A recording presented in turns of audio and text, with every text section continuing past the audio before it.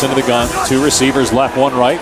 And pressure up the middle on Russell Wilson by Deone Bucannon. He gets sacked at the 18-yard line. Nobody blocked Deone. Russell Wilson just went to the turf as soon as Deone got in his face.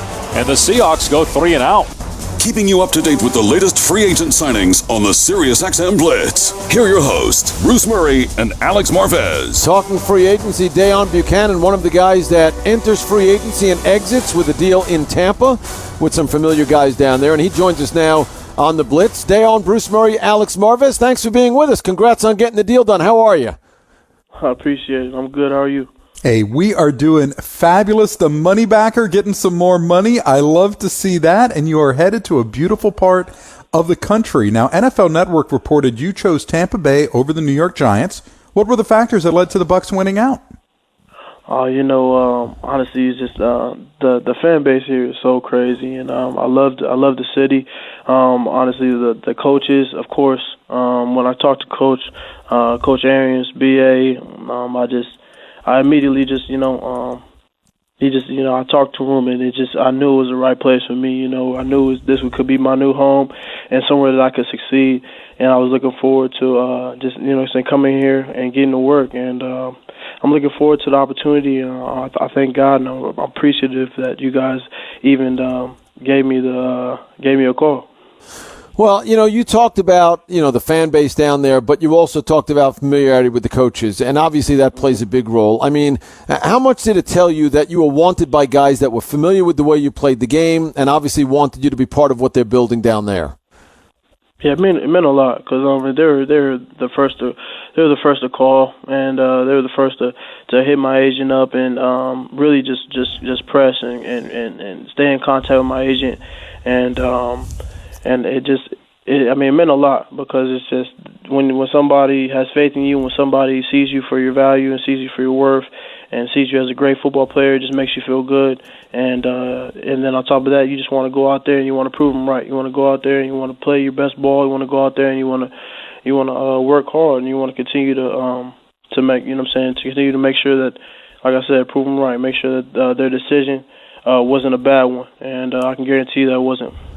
And Deone, they know how to use you properly. You're absolutely right about that. You played under Todd Bowles early on in your career in Arizona. Can you explain to our listeners how his defensive scheme plays to your strength in the position that he uses you at?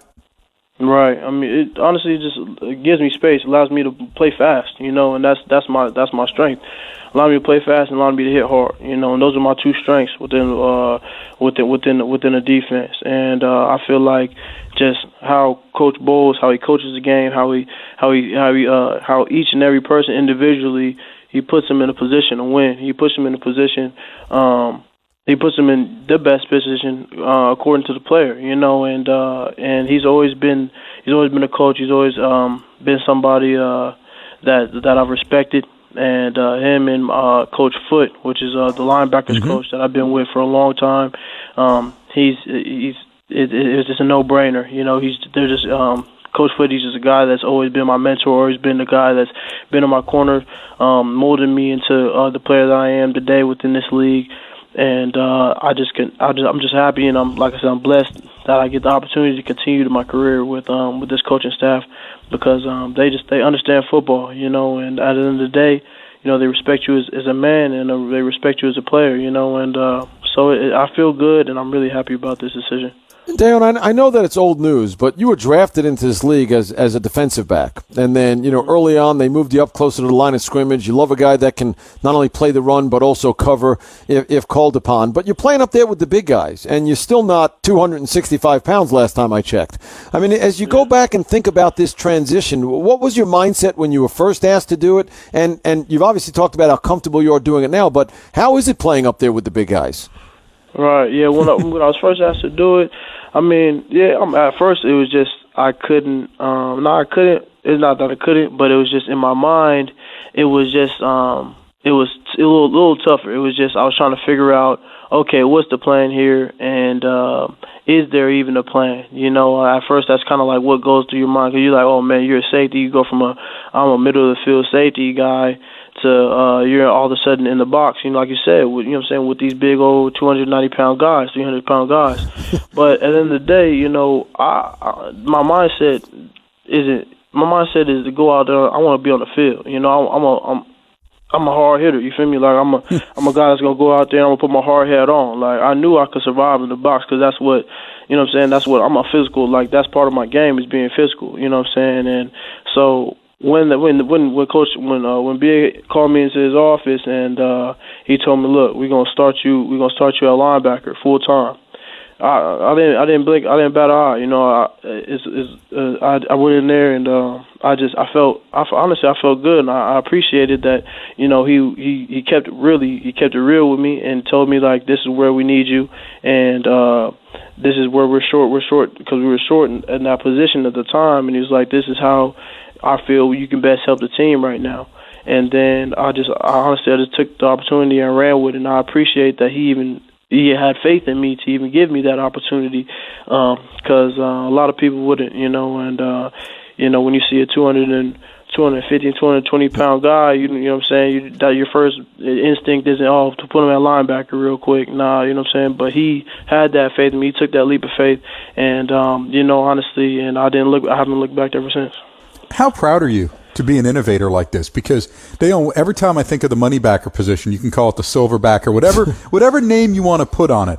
The first name that pops into my head is Deone Bucannon, because you were really the guy in the modern era of NFL that was that safety linebacker type. How much pride do you take in not only, doing what you did, and taking that plunge, but also doing as well as you did that people still talk about you this way?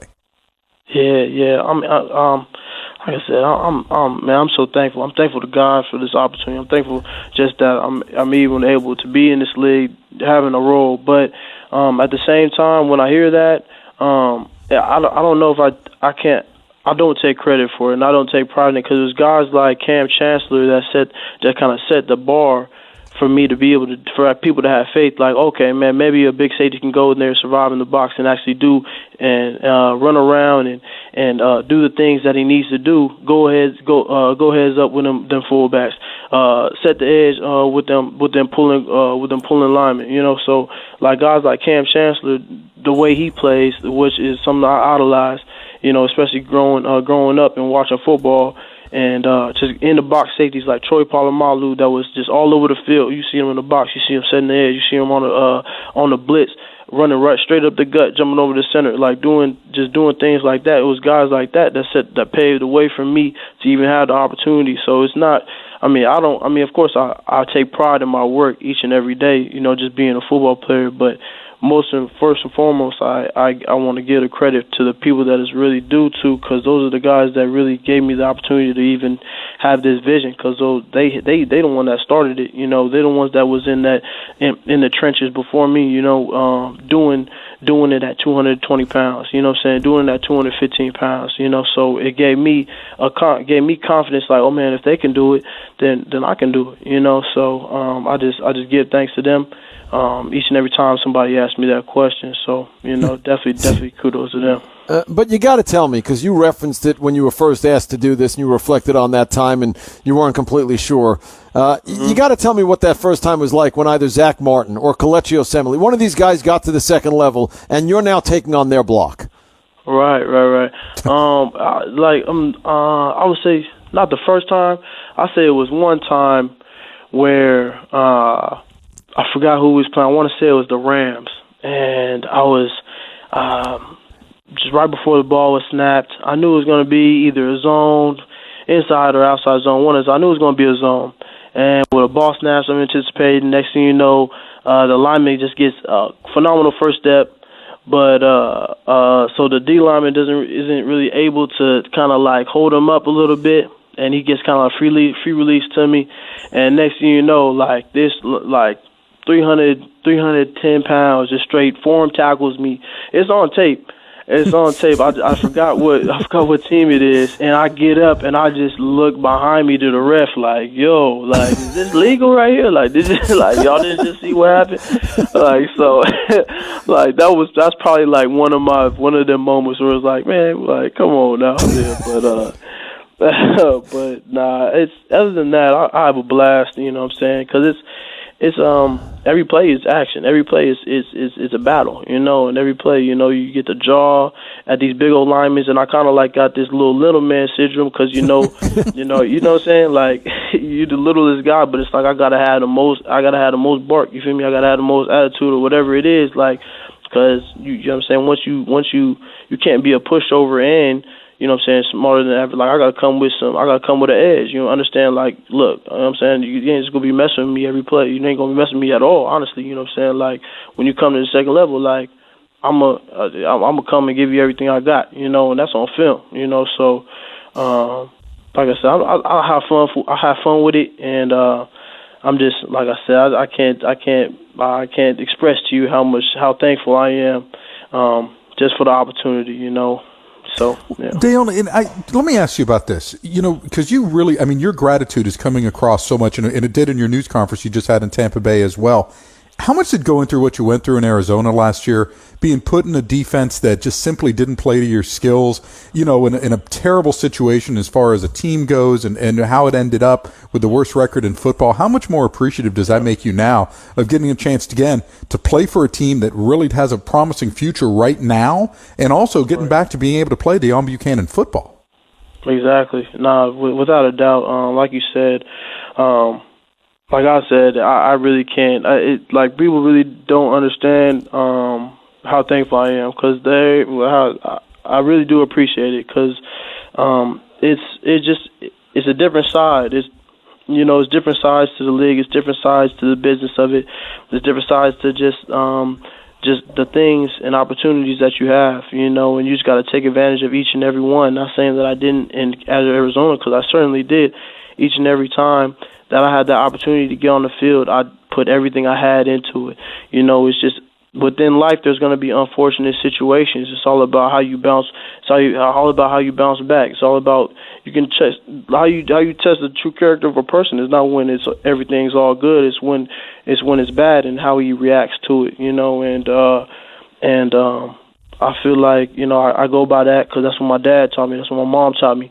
You know, and what I'm saying I'm thankful is just because I understand how this team, I understand where this team going, I understand the places and the people that are within this facility and it's just a perfect fit. You know, when I'm here, I'm here right now. It's just it's mesh. It's smooth, you know, and that's how it should feel. It should feel natural, you know. Nothing should be forced. Everything should be just natural, like water, you know, just smooth. And like that's why I continue to say that I'm thankful because I already feel the energy. I already feel. You know, I've talked to each and every coach. You know what I'm saying?